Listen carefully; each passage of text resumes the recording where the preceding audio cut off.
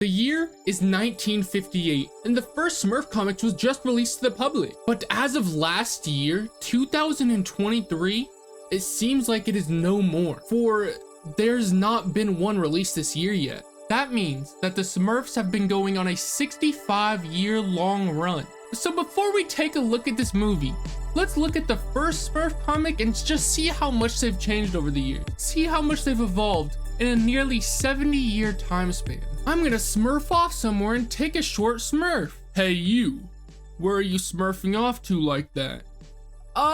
Go on.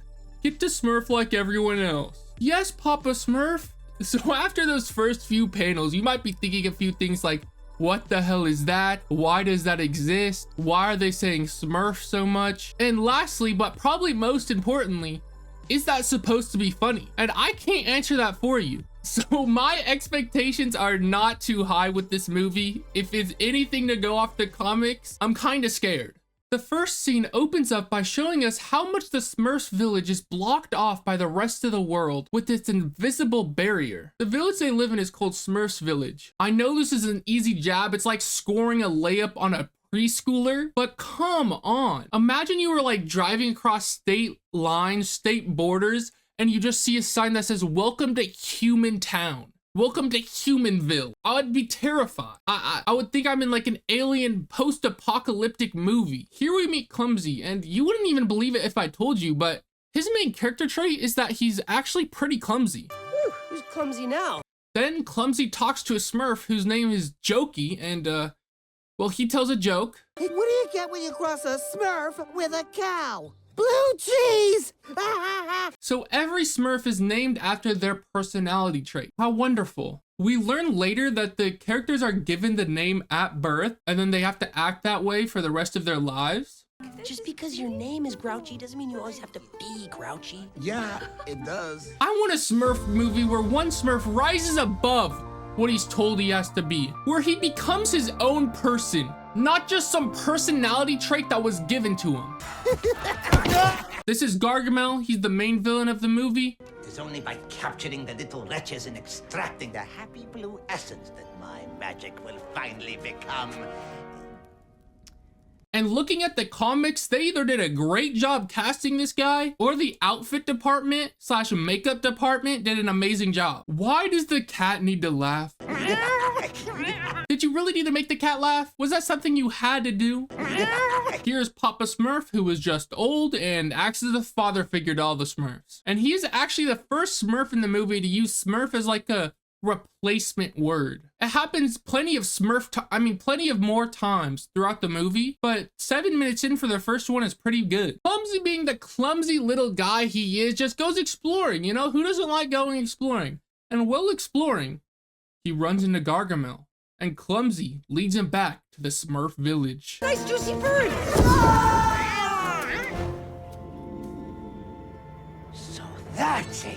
We cut back to Papa Smurf, and the next character we see is the only woman Smurf in the entire Smurf village, that being Smurfette. Her main character trait is that she is a woman. So yes, very innovative. According to Gargamel, there is 100 male Smurfs and 1 female Smurf. Now we don't know how Smurfs are brought into this world and if Smurfs copulate, and I don't really want to imply anything, but 100 male Smurfs and 1 female Smurf being locked in a tiny village for 100 years. I feel like they had to have experimented at least a little bit. So my headcanon is that it is no longer Smurf Village, but Freaky Town. But skipping past that, we see Gargamel enter the village. All of the Smurfs start running away. They start skedaddling when oopsie daisy, Clumsy does something clumsy. And this is where all the main characters separate from all the irrelevant characters. The Smurfs go through this portal thing, whirlpool, whatever you want to call it. And then they land up in New York City, the land of rats and overrated pizza. And then the movie shows us Barney from How I Met Your Mother. This must be a crossover episode or something. Clumsy falls into his box of stuff and the Smurfs have to go chase after his taxi all the way back to his apartment. Later that day, Barney is doing some work at his house when him and his wife find the little blue gnomes running around their house. And they do that amazingly funny and totally interesting movie trope where the two parties just stare at each other and scream.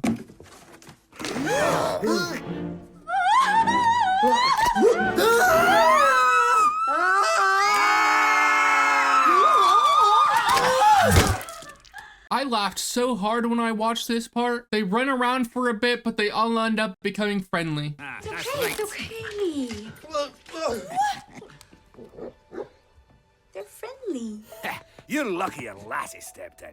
I was about to make haggis with your innards. Somehow Gargamel gets all this stuff in like 20 minutes in New York City, and with a few pieces of Smurfette's hair that he got earlier, he uses it to create Smurf essence, which allows him to use magic again. Did this guy know he could use magic pre-Smurfs and then the like Smurf essence just like buffs his magic? Or did one day he just found like Smurf sweat on the side of the road and was like, oh my god, I'm a magician. Now we cut back to the Smurfs, and they obviously want to get back home. And Papa Smurf, being the absolute genius he is, realizes that they need a stargazer so that he can find out when the next blue moon will be. When the moon is blue, the portal opens up, if you were wondering. And for some reason, the Smurfs come to the brilliant conclusion that Barney is in fact a fortune teller. I don't know how or why they came to this conclusion, but they did. So they sneakily follow Barney to his job because they assume that he'll have a stargazer at his job. But they leave Clumsy behind because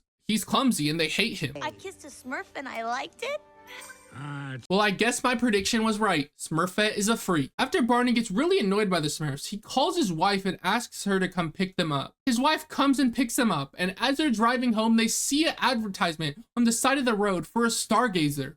Oh my god, how perfect. And they cause more trouble for this poor couple because they jump out of the taxi they are driving in and run inside the store, causing just so much ruckus. I realize right now that I have not said Barney's wife's name. Her name is Grace, so I'm going to be calling her Grace for the rest of the movie. As they run around the store, Grace is on the verge of a mental breakdown because she can't control them, and they are causing her so much stress. She calls Barney, and he immediately leaves his job and then runs towards the toy store that they are at. And oh no, Gargamel is also here. So here we are in the toy store with every important character running around inside of it. Whoa, hello. They keep showing the Smurf with the M&M, and I think it was a little funny at first. I was like, oh, okay, you know, good one, Smurfs. But then they keep hammering it into you. Like they're just pile driving it into you. I'm just tired of the whole dating game. Just say who you are and be who you say, right? And then he eventually gets caught by Gargamel. You just say one thing, please. I'm dying here. That's one! So does the nerdy and the Irish one, who I didn't even realize until like the last 3 minutes of the movie was named like Courage or something, or Gutsy. No, Gutsy, it was Gutsy. But none of that matters because Gargamel ends up blowing his load anyways.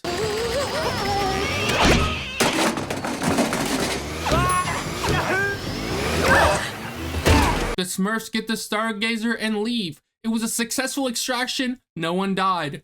Good job, team. At home, Smurfette gets a new dress, and she decides she wants to show it off to the others. And they're all just smitten.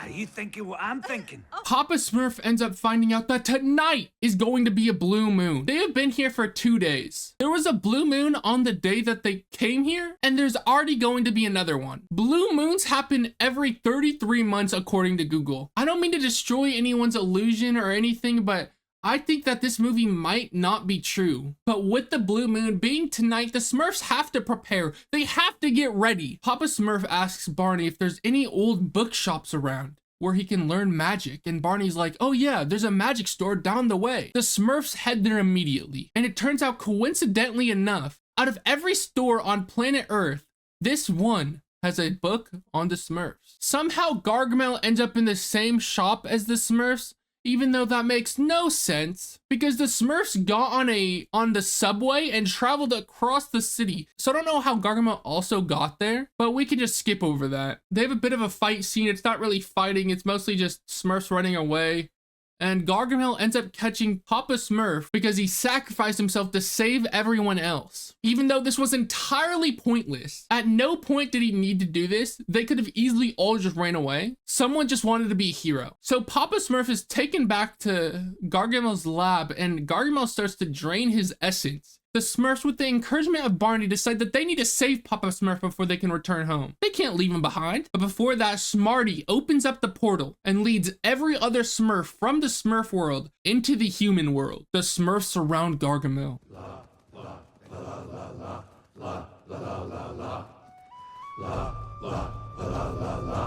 We have seen the power of Gargamel throughout the movie. He could easily kill so many of the Smurfs right here. He could massacre the entire Smurf village nearly. If he just activated his lightning and went down a line, so many of them would die. So many. But he doesn't do that because it's a children's movie and that would be horrific. Smurfette saves Papa Smurf. Clumsy saves the day, even though no one thought he could, not even me. I was his biggest hater. And the Smurfs go back to their village and live happily ever after. This movie was terrible. I'm not gonna sugarcoat it. They said the Smurfs so many times that I started using it in my daily speech after I watched this movie. There was no like underlying message in this movie either. Be who you're told to be? No, that's not, you shouldn't, no. No one's character evolved. The world didn't move forward. Nothing really happened if you think about it. Everyone's just going back to where they were beforehand. If you are still here, thank you so much for watching. I know it's been 3 months since I last uploaded, but I promise I'm planning on uploading more. Thank you for watching. Goodbye.